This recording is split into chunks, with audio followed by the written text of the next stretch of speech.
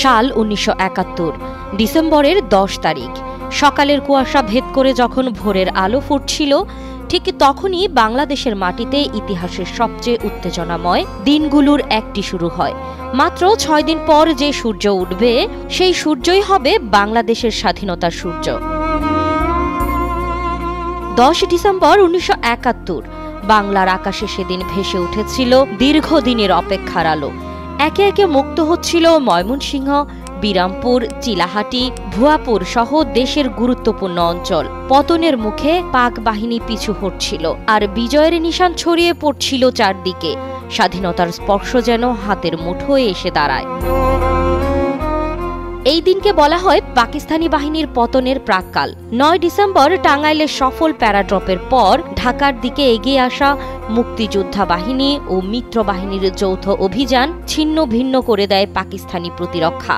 ঢাকা তখন যেন চারদিক থেকে অবরুদ্ধ। পূর্ব, পশ্চিম, উত্তর সব দিকেই মুক্তিযোদ্ধারা। জেনারেল নিয়াজির সদর দপ্তরে আতঙ্ক বাড়ছিল। অস্ত্র, গোলাবারুদ, জনবল কোনোটাই আর যুদ্ধ টেনে নেয়ার মতো ছিল না। মিত্রবাহিনী ঢাকার আকাশ নিয়ন্ত্রণে নিয়েছে। স্থলপথে অগ্রযাত্রা থামানোর কোনো উপায় নেই। পাকিস্তানি বাহিনী বুঝে যায় সময় হিসেব বদলে গেছে। পরাজয় এখন শুধু ঘোষণার অপেক্ষা। পরাজয় নিশ্চিত জেনে বর্বর হয়ে ওঠে আলবদর রাজাকার বাহিনী। ১০ ডিসেম্বর থেকে শুরু হয় বুদ্ধিজীবী হত্যার নৃশংস অভিযান। হাসপাতাল থেকে চিকিৎসক, বাসা থেকে সাংবাদিক, বিশ্ববিদ্যালয় থেকে শিক্ষকদের নিয়ে এসে তালিকা করে ধরে ধরে তাদের হত্যা করে। এই নির্মমতা ইতিহাসের কালো অধ্যায় হয়ে আছে এখনো।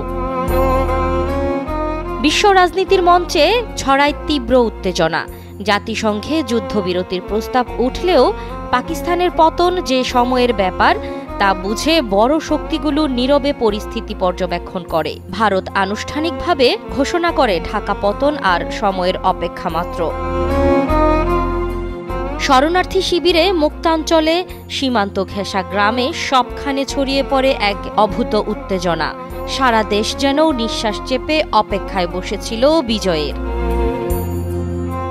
১০ ডিসেম্বর ছিল মূলত ঘেরাটোপ সম্পূর্ণ হওয়া।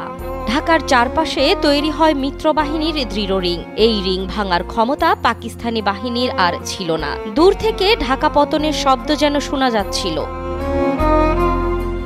১০ ডিসেম্বর ছিল সেই দিনে যেই দিন বিজয়কে আর দূর থেকে ডাকতে হয়নি। সেই দিন ইতিহাসের ক্যালেন্ডারে লেখা হয় ১৬ই ডিসেম্বর আর দূরে নয়, বিজয় খুবই সন্নিকটে।